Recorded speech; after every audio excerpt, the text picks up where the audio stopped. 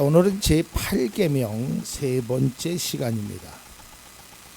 사실은 저도 이 말씀을 준비할 때까지만 해도, 계획할 때까지만 해도 적어도 6계명, 7계명, 8계명은 그냥 굉장히 쉽게 넘어갈 줄 알았어요. 그리고 특별히 이 8계명은 뭐 그렇게 다를 부분이 많은가? 그런데 말씀을 계속해서 보니까 이 속에서도 참 놀라운 하나님의 은혜를 우리가 발견할 수 있다고 생각되어지고, 또 파면 팔수록 이 말씀에 아주 깊은 진리가 우리 가운데 있어서 많은 것을 느끼게 되었고, 그래서 세 번째 시간까지 말씀을 나눕니다. 앞서도 얘기했지만 6계명인 살인하지 말라, 7계명인 간음하지 말라에 비해서 8계명인 도둑질하지 말라라는 죄는 굉장히 가볍게 여겨집니다. 그러니까 다른 사람을 죽이는 일과 남의 물건을 훔치는 일은 이건 비교가 안 되겠죠. 우리나라 법에도 중범죄가 있고요. 중한 범죄자를 처벌하는 것은 적어도 징역 5년 이상 이런 어떤 형량이 정해져 있습니다. 그러나 경범죄, 좀 약한 범죄에 해당하는 이 도둑질 같은 거는 그저 징역 3년 이하의 이런 처벌의 규정이 있습니다. 그러니까 세상의 법도 이 8계명은 그렇게 중하다라고 생각하고 있지는 않습니다. 그런데 성경은 그렇게 말하고 있지 않습니다. 고린도전서 6장 10절의 말씀을 보면 도둑질하는 사람들이나 탐욕을 부리는 사람들이나 술 취한 사람들이나 남을 중상하는 사람들이나 남의 것을 약탈하는 사람은 하나님 나라를 상속받지 못할 것입니다. 굉장히 중요하게 다루고 있죠. 근데 저는 오늘 이 말씀 속에서 우리가 아주 중요한 몇 가지 사항을 깨닫게 되는데요. 그 첫 번째는 이 도둑질에 대한 것이 성경 속에서는 이 배상의 문제를 함께 다루고 있다는 거예요. 그러니까 다른 거는 살인하지 말라, 간음하지 말라 이런 거에 대해서는 배상의 내용이 구체적으로 안 나와 있는데요. 이 도둑질한 거에 대해서는 배상하라라는 거예요. 출애굽기 22장 1절의 말씀을 보면 어떤 사람이 소나 양을 도둑질하여 그것을 잡거나 팔면 그는 소 한 마리에는 소 5마리로 양 한 마리에는 양 4마리로 갚아야 된다. 이 배상에 대한, 그러니까 굉장히 성경에는 이것 또한 중요하게 말하고 있습니다. 제가 뒤에 내용이 굉장히 중요하기 때문에 앞에 내용은 간단하게 말씀드리고 뒤에 아주 중요한 것을 말씀드리고자 합니다. 자, 이 배상의 문제는 구약 성경에만 나와 있는 것이 아니라 신약에 아주 대표적인 인물이 있습니다. 그 사람은 바로 삭개오라는 것입니다. 이 삭개오가 원래 세리였습니다. 세리는 뭐 하는 사람이냐면 세금을 걷어들이는 사람이에요. 근데 그 세금을 걷어들이면서 중간중간에 이 가로채는 일, 소위 말하면 도둑질하는 일을 했던 사람이에요. 그것으로 재산을 불렸어요. 요즘은 그런 일들이 많이 우리나라에도 없지만 예전에는 이 공직자들 가운데서 이 자기의 사리사욕을 채우는 사람들이 많이 있었죠. 지금은 그런 것들이 많이 투명해졌고, 예전에 저희 고모 친구분이 저희 남편이 경찰이었어요. 그래서 아주 오래된 일입니다. 한 40여 년 전 일. 근데 경찰이었는데 뭐 했냐면 이 오토바이를 타는 경찰이었어요. 그분들 장화가 이렇게 높다는 거 아시죠? 여름이나 겨울이나 항상 장화가 높게 신죠.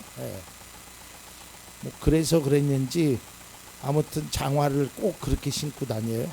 그러면 그분이 집에 들어오면, 남편이 집에 들어오면 그 아내는 겉으로는 아유 수고했어요 라고 얘기하지만 속으로는 꼭 이렇게 외쳤대요. 야, 돈 들어온다. 그럼 뭐 옷을 벗어도 돈, 신발을 벗어도 돈, 심지어는 양말을 벗어도 돈이. 세리가 그런 식이었어요. 그러니까 갈취하는 거죠. 그래서 사람들은, 우리나라도 경찰을 좀 비아냥거리는 말이 있죠. 경찰 보면 야, 경찰이다 이렇게 말하고 뭐라고 얘기하잖아요. 그죠? 제가 설교석상에는 말할 수 없는 단어이기 때문에 말하진. 이 당시에 세리를 그렇게 바라봤단 말이에요. 야, 저거 나쁜 놈이다. 삭개오에 대해서 아예 동네 사람들이 그를 인정하지 않으려고 했어요. 근데 삭개오가 예수님을 만나지요. 그리고 죄를 깨닫게 됩니다. 그리고 나서 그가 예수님 앞에 이렇게 고백합니다. 누가복음 19장 8절입니다. 삭개오가 일어서서 주님께 말하였다. 주님, 보십시오. 내 소유의 절반을 가난한 사람들에게 주겠습니다. 또 내가 누구에게서 강제로 빼앗은 것이 있으면 4배로 하여 갚아주겠습니다. 배상의 문제예요. 자, 그런데요, 제가 이 계명을 통해서 뭐 살인하는 것도 그렇고 간음하는 것도 그렇고 도둑질하는 문제도 그렇고요, 이 사람과의 관계 속에서 우리가 이 말씀과는 조금은 좀 포인트가 다를지 몰라도 꼭 하나 기억해야 될 게 있어요. 이게 뭐냐면, 용서는 하나님께만 구하면 안 된다는 거예요. 또 다른 말씀이지만, 우리는 보통 잘못을 하고, 제가 언젠가도 그런 그 밀양이라는 그 드라마를 보면서 거기에 대한 말씀을 드렸는데, 자, 예를 들어서 삭개오가 남의 것을 착취했어요. 이제 나중에 예수님을 만나니까 자기가 잘못했다는 걸 깨달았잖아요. 그러니까 하나님, 주님 앞에, 주님, 내가 잘못했습니다. 이제 앞으로 안 그러겠습니다. 이걸로 끝나면 안 된다는 거예요. 그 사람에게 진정성 있는 사과를 할 줄 알아야 돼. 이게 참 어려운 겁니다. 성경 속에서 보면 사도 바울이 그 빌레몬서에 보면 오네시모라는 사람이 있습니다. 오네시모가 누구냐면 노예예요, 노예. 근데 그 사람이 도망을 가거든요. 그래서 결국은 사도 바울이 편지를 써서 용서해달라. 그리고 나중에 이 오네시모에게 직접 가서 사과할 것, 사죄할 것을 말하겠다라고 그래요. 그러니까 우리는 사람에게 상처를 잔뜩 줘놓고 하나님 앞에 기도하면 된다라는 그러한 것은 잘못된 신앙관이라는 거예요. 그 잘못된 것을 깨달았으면 그 사람에게 진정성 있는 사과를 할 줄 아는 것도 그것이 그리스도인이고 주님이 원하는 게 그거란 말이에요.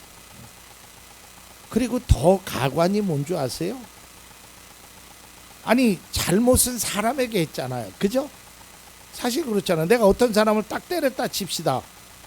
그러면 잘못했죠. 근데 잘못한 것을 하나님으로부터 깨달아서 하나님 앞에 잘못한 것에 대해서 하나님, 내가 앞으로 이런 일을 행하지 않겠습니다. 여기까지는 좋단 말이에요.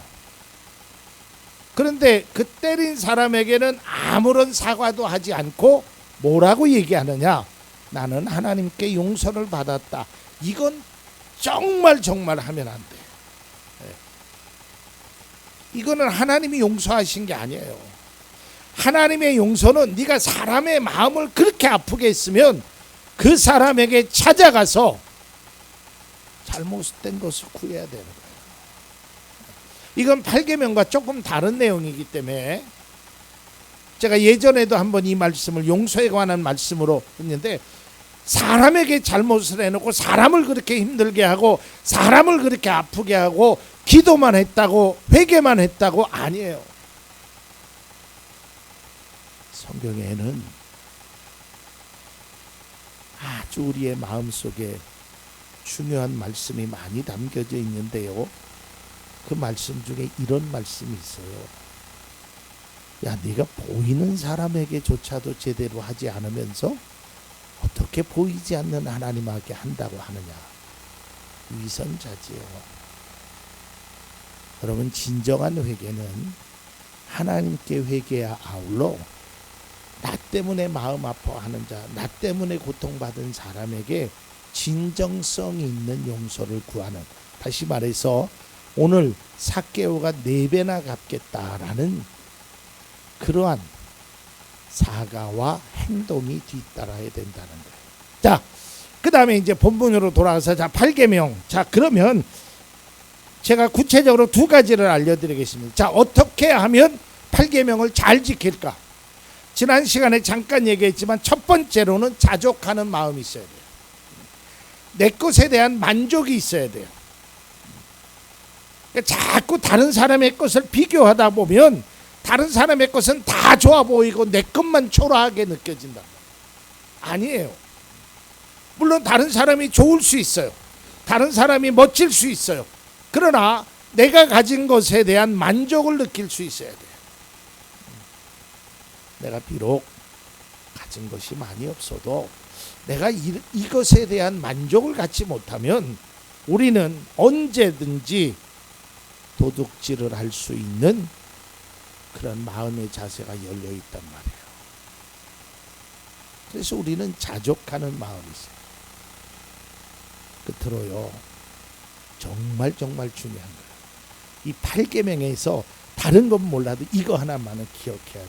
자, 도둑질하지 말라라는 이 계명 속에서 우리가 깨달아야 될 건 뭐냐면, 하나님께서 도둑질하지 않도록 해주시겠다라는 말씀을 믿어야 돼요. 이게 되게 중요합니다. 이게 뭘 얘기하냐면, 자, 도둑질이라는 게 뭐예요? 내가 필요한 것을 얻는 거잖아요. 그죠? 근데 하나님께서는 이미 내가 무엇이 필요한 줄을 아신다 그랬어요. 네가 뭐가 있어야 될 줄을 아신다. 그러니까 이거를 믿으면 남의 걸 다 탐할 필요가 없어요. 왜? 하나님이 주실 거니까. 하나님이 해결해 주실 거니까. 그러니까 그거를 믿는 신앙만 가지고 있으면 우리가 이 8계명은 얼마든지 이겨낼 수 있어요. 이 모든 것에 너희가 뭐가 필요한지를 하나님이 아신다는 거예요. 필요에 따라 주시겠다라는 거예요.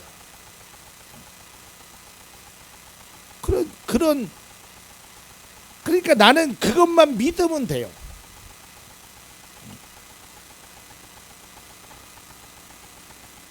제가 사실은요,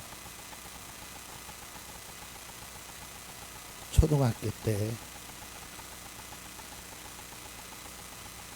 문구점에 가가지고 도둑질을 한 적이 있어요. 제가 이 말씀을 준비하는데 그게 딱 생각이 났어요. 뭘 도둑질했냐면요, 아폴로를 도둑질했어. 그럼 아폴로 뭔지 아시죠? 난 그게 그렇게 먹고 싶었어. 하얀색도 있고요, 노란색도 있고요. 그걸 훔쳐가지고 하나를 훔쳤거든요. 훔쳐가지고 또 초등학교 꼴에 또 어른들 흉내낸다고, 우리 초등학교 때 다 그거 했어. 그게 이렇게 아시잖아요, 이거 얇은 거. 그걸 또 담배 핀다고 요걸 물고, 또 어떤 친구는요 그거를 또 이상하게 담배 피는 사람처럼 아작아작 씹어요. 이렇게 담배 막 씹듯이. 그것도 흉내내고 그랬어요. 내가 그 주인이 지금 어디인 줄 알으면 내가 보상해 주고 싶다니까. 근데 그게 너무 먹고 싶었어요. 그래서 사실은 제가 제 큰아이가 중학교 갔을 때 문구점 사장님에게 제가 찾아가서, 제 아이가 알지 모를지 모르지만 제가 그런 부탁을 드렸어요. 여기 앞에 중학교 1학년 누구누구 아빠인데 우리 아이가 달라는 거는 다 줘라. 책을 달라면 책을 주고 먹을 걸 달라면 다 줘. 내가 다 책임지겠다. 내가 그래 갖고 내 핸드폰 번호하고 다 이렇게 알려줬어요. 여러분, 제가 뭐 가진 게 얼마나 많다고 그랬겠어요. 근데 그 정도는 책임질 수 있기 때문에 그랬어요. 하나님이요, 우리도 그렇게 책임져 주신 줄로 믿으시길 바랍니다. 걱정하지 말아라. 염려하지 말아라. 두려워하지 말아라. 너는 내 아들이다. 내 딸. 아니, 제가 내 아들이니까 그렇게 했잖아요. 내 딸이니까 그렇게 했잖아요. 문구점에 가서 내가 다 책임질 테니까, 내가 다 해결해 줄 테니까 내 아들 내 딸 줘라. 하나님께서 우리에게도 말씀하신다. 이 세상을 향하여, 공중의 모든 권세 잡은 자를 향하여 내 아들이다, 내 딸이다, 내가 책임진다. 이런 믿음이 우리에게 있으면 두려워하지 않아도 된다니까요. 성경이 말하고 있어요. 오늘 이 말씀을 준비하면서 한 여인이 생각이 났습니다. 그 여인은 다름 아닌 아브라함의 아내의 여종이었습니다. 하갈이라는 여인이었어요. 이 하갈이라는 여인이 아브라함의 아이를 갖고 얼마나 교만했는지 자신의 주인을 무시했어요. 그래서 결국은 쫓겨납니다. 쫓겨났는데 그 당시에 여인 혼자서 광야에 있다라는 것은 이건 죽은 목숨이나 거기에는 막 들짐승들이 언제 어디서 나타날지 몰라요. 그러니까 이 여인이 무섭기도 하고 두렵기도 하니까 거기에서 웁니다. 근데 하나님이 걱정하지 말래요. 그 여인에게도 말씀하셨다니까요. 여러분, 우리가 때로는 정말 어렵고 힘들어서 뭐 그러고 싶을 때도 있겠지요. 해서는 안 되지만, 제가 어려서 해서는 안 되지만 그게 그렇게 먹고 싶었어요. 요즘도 가끔 문구점에 가서 그 아폴로를 보면 어렸을 때 그 훔쳐 먹었던 것, 그게 그렇게 기억나요.